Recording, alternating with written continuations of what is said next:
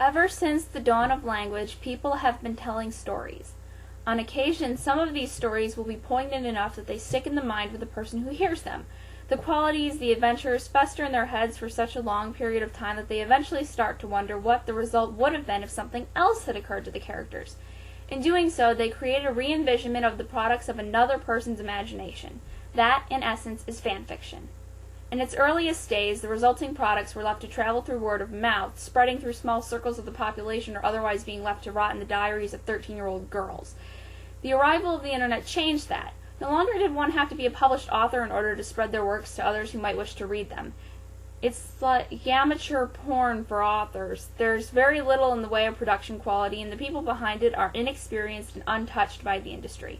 Some people have a raw natural talent, crafting worlds that wouldn't be able to be published in a standard novel by bypassing the inconveniences of copyrights. I suspect anyone who so much as heard of fanfiction has briefly visited the .net site and has seen for themselves that the subject is a very strong example of surgeon's law. Of course, the sliding scale of horrible is also able to be a source of comedy, printed in a form that no bookstore would dare to keep on their shelves for the fear of their primary demographic's minds pouring out of their ears while attempting to comprehend it. And I might be alright if they filed it under the foreign language section for lolcat, but even that has some major flaws as a business model. The natural place to begin this segment might have been with My Immortal, but I've heard it done well so many times that attempting to outclass those who have done it seems unnecessary. Instead, I've selected a more overlooked but still plenty exemplary example of going so wrong it's satirical with Light and Dark, The Adventures of Dark Yagami by Dark Yagami. For the sake of convenient notation, whenever I make a comment outside of the story's text, I'll tap my hand against the desk, and then I'll tap it again when I'm going back to the story. This is probably going to happen a lot. Anyway, let's give it a shot. A.N. Hi, thanks for reading. Please rate high. Note this story has some cusses, but it's Light's dad that says them, so it's pretty funny. Also, if you know what Light's mom is called, please tell me, lol. By the way, it's Sachiko. Light and Dark. The Adventures of Dark Yagami. It was a hot day and Light came home from school. As he got to his house, he saw a strange car outside, and he knew immediately it was not American because the wheel was on the wrong side.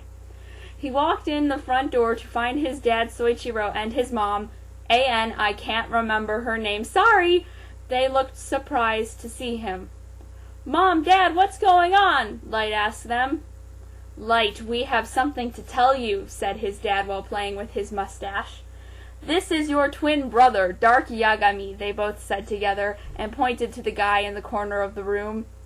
Dark looked exactly the same as Light, except that he had black hair and was dressed like Mello, but Light hadn't met Mello yet, so he didn't know that winky face. He got up and walked across the room. Hi, bro! I'm Dark, he said, lolling, and offered his hand to shake. How could you not tell me about this? Light shouted like mad. We sent him to a top-secret orphanage in Wales. It's a town in England.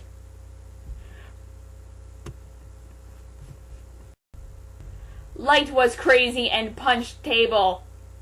I'm going to my room! Come on, Sayu, he said, and Sayu, Light's sister, lol, followed him upstairs. I'm sorry, Light, I wanted to tell you about Dark, but Mom and Soichiro wouldn't let me. That's okay, Light replied. You're my sister, and I know how much you love me. Thanks, Light. They hugged. I hope I'm not interrupting anything. It was Dark. Come on, Dark. I've got something to show you, Light said, and they went into their room. Light's parents had made Light's bed into a double bed. I know what you're thinking, sickos. No, there's no slash. Light put the pencil in the door to stop people listening and said, I'm Kira. Wait, how would that stop somebody from listening when there's a crack in the door? Dark immediately shooted. I knew it! While that would be a very smart decision in this circumstance, I'm going to go out on a limb and assume he meant shouted.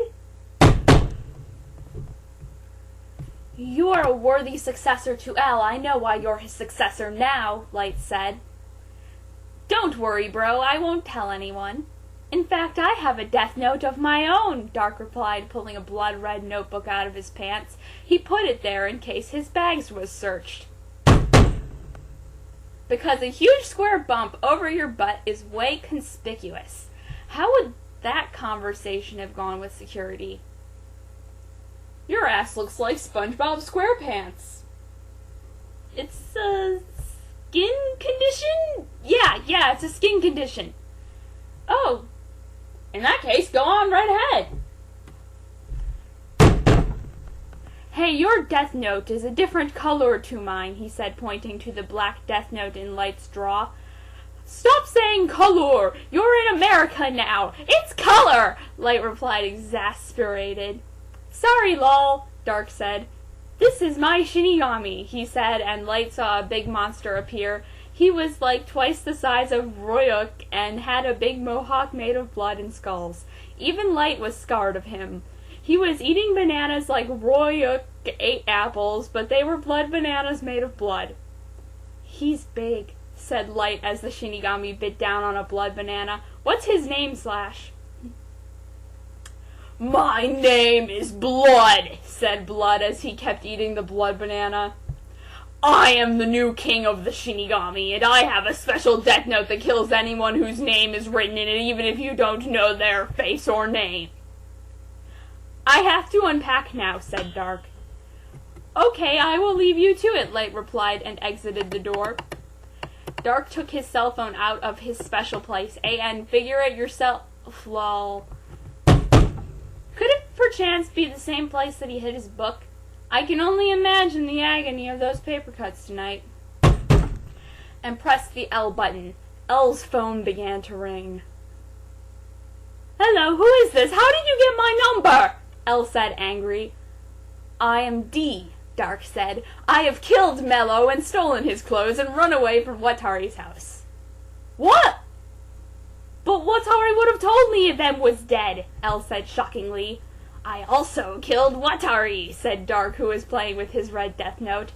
L looked around his room. Watari was still standing in the corner just like he always did. "But who's this with me then?" L asked. "A fake." At that moment, Watari took his mask off, and it was Light's dad! "Die, you pies of shit!" Soichiro said as he pulled out his gun and pointed it at L's head. "To be continued?" "Yes. I have so many questions. Mainly, what was the author on to come up with something this brilliant? Why D thinks his cell phone couldn't be traced if the authorities had a sufficient reason to chase him, like, say, a possible murder charge? How Soichiro could possibly teleport from his house to wherever L is, and the time it took for the two of them to hold that brief conversation. And finally, how you can write down a name without knowing someone's name. Is it like you could kill Prince because you know what his symbol looks like? Or... hell, I don't know. Screw you, low-budget productions. Anyway, let's move on. Next chapter!